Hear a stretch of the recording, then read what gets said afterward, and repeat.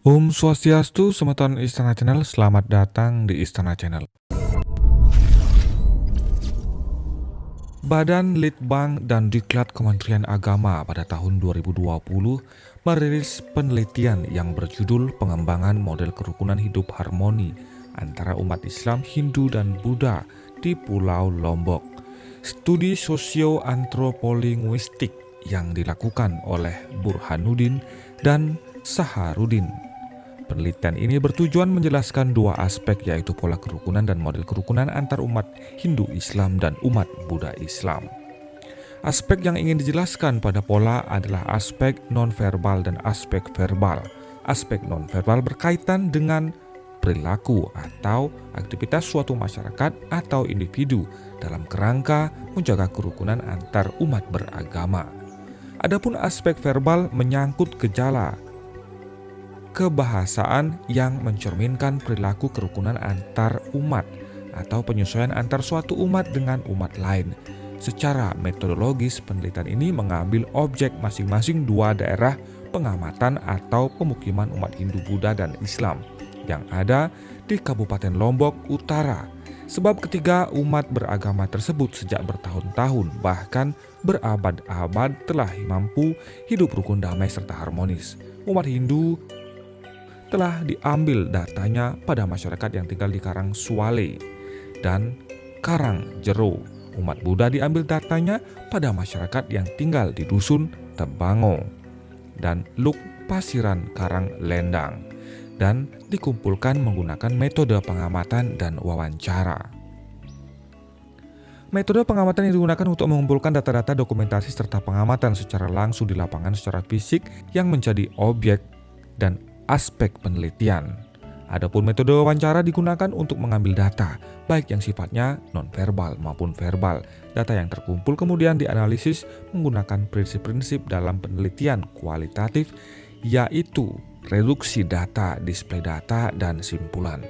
Hasil penelitian dapat dijelaskan sebagai berikut. Pertama, pola kerukunan harmonis yang terjadi antara umat Hindu, Buddha, Islam terdiri atas dua pola perilaku, yaitu perilaku nonverbal dan verbal. Perilaku nonverbal terdiri atas budaya ngejot, kemudian budaya catya, budaya saling bait, budaya polong merenteng, dan konsep satu asal. Adapun perilaku verbal adalah penyerapan dan penggunaan unsur bahasa yang digunakan antar umat beragama. Kemudian alih kode bahasa dalam berinteraksi antar umat beragama dan campur kode dalam berinteraksi antar umat beragama. Kedua, mencermati pola kerukunan, bahwa model pengamatan kerukunan antar umat beragama di Kabupaten Lombok Utara adalah relegitimasi tata nilai aji karma, adat dalam konteks pembudayaan, saling bait dan polong merenteng, pelembagaan budaya, saling bait dan polong merenteng, serta penguatan modal sosial melalui fasilitas koordinasi, arisan, serta penyediaan dana abadi ngejot, arisan sebagai bentuk bantuan kolektivitas. Untuk mendukung terciptanya tatanan kehidupan beragama yang harmonis, perlu campur tangan pemerintah, khusus pemerintah Kabupaten Lombok Utara, yaitu dengan cara mengendalikan serta mendorong terlestarinya pola budaya kerukunan tersebut dengan cara mempertahankan budaya polong merenteng, saling bait, serta fasilitas dan koordinasi untuk mempertahankan eksistensi budaya ngejot. Semeton Istana Channel, soal toleransi, Indonesia pernah menjadi rujukan oleh negara tetangga, yaitu Australia. Artinya bahwa dalam hal kehidupan bertoleransi, Indonesia dijadikan contoh. Adalah pemerintah Australia melalui duta besarnya di Indonesia, Gary Francis Quinlan, menyampaikan minat negaranya untuk belajar terhadap toleransi beragam di Indonesia. Hal tersebut dilansir pada kompas.com. Kepada media di sela acara dialog lintas agama Indonesia Australia di Bandung, Jawa Barat, Rabu 13 Februari tahun 2019 silam, Gary mengatakan, seperti halnya Indonesia, Australia adalah negara dengan masyarakat yang beragam. Kami, Australia, ingin belajar dari kalian Indonesia dan bagaimana bisa mengerti sesama masyarakat, ucap Gary seperti dalam keterangan tertulis yang ditulis pada kompas.com. Yang berjalan baik di Indonesia memang sempat diwarnai sejumlah kasus tindakan intoleran. Meski demikian, rumusan nilai-nilai yang terkandung dalam Pancasila sebagai dasar negara masih terjaga dan terus dipertahankan. Pemerintah dengan tegas memastikan Pancasila adalah ideologi bangsa Indonesia dan tidak bisa digantikan.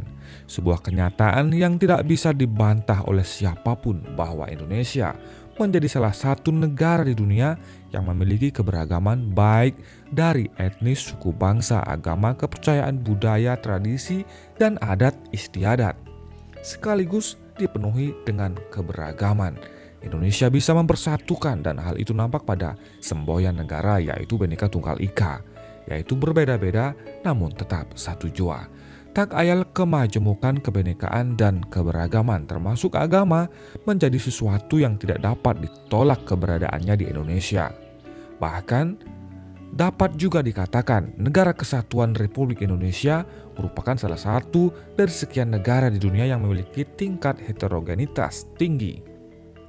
Presiden Joko Widodo saat menyampaikan pidato sering menyelipkan pesan yang bersifat himbauan sekaligus mengajak masyarakat untuk terus merawat dan menjaga persatuan, persaudaraan, dan kerukunan. Mari kita hormati suku, agama, adat, tradisi yang berbeda di sekitar kita, karena bangsa ini sudah ditakdirkan untuk memiliki keanekaragaman dan kita semua adalah saudara sebangsa dan setanah air. Jangan sampai lupa, kata Jokowi pada sebuah kesempatan. Nah, terkait itu dibutuhkan peran semua pihak untuk memiliki sikap hidup bertoleransi. Ini karena toleransi secara aktif dibutuhkan untuk menyokong stabilitas dan perdamaian untuk kesejahteraan masyarakat. Salah satu wujud toleransi yang berjalan di Indonesia terkait agama adalah peringatan hari raya dan perayaan keagamaan yang dijadikan hari libur nasional.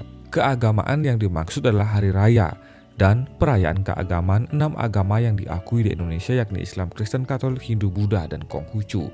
Pada saat memberikan ucapan atas peringatan hari raya dan perayaan keagamaan, Presiden Joko Widodo biasanya juga mengajak umat yang memperingati untuk selalu menjaga persatuan di tengah kemajemukan dan keberagaman Indonesia.